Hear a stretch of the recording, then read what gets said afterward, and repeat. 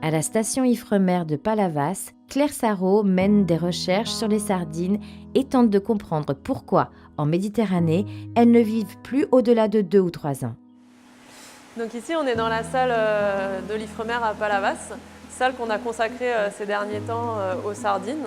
Donc c'est des poissons qu'on a capturés en mer, vivants, et qu'on a ramenés ici dans cette salle et dans les différents bassins.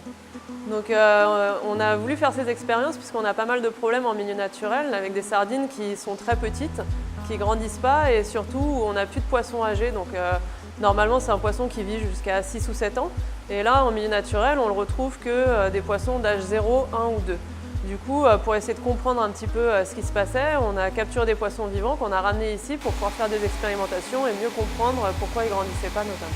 Donc là, on a environ un peu plus de 1000 sardines qui sont réparties dans différents bassins. Chaque jour, il va falloir évidemment contrôler que tous les poissons vont bien, les nourrir, suivant un protocole assez particulier, puisque le but de l'expérience, c'est vraiment de donner différentes choses à manger et comprendre comment ça va affecter leur croissance, leur survie, voire même la reproduction.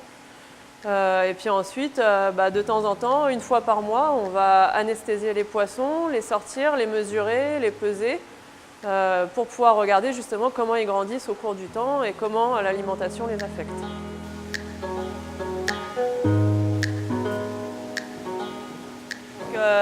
Donc si on prend un incubateur donné, à chaque fois on a un mini incubateur dedans avec des œufs qui va nous permettre de regarder les taux d'éclosion. On pourra compter les larves par rapport au nombre d'œufs. Et dans le plus gros, on répartit le reste de la ponte et on peut voir des petites larves qui commencent à éclore et à grandir. Donc ça nous permet vraiment de regarder tout le cycle biologique de développement de la larve. C'est vrai qu'on étudie la reproduction essentiellement pour regarder ce qu'on appelle le compromis énergétique. Donc un poisson, en fait, il a des réserves parce qu'il mange, il a de l'énergie, et il va falloir utiliser cette énergie pour se déplacer, pour se nourrir, pour survivre tout simplement, maintenir ses fonctions vitales et aussi pour se reproduire. Et l'intérêt ici, c'était de regarder si, quelle que soit sa condition et son taux de réserve, les poissons vont quand même se reproduire. Et s'ils investissent beaucoup d'énergie dans la reproduction, est-ce que ça va impacter leur survie et expliquer pourquoi ils meurent plus jeunes qu'avant. Alors les sardines, pourquoi on ne veut plus grandir ?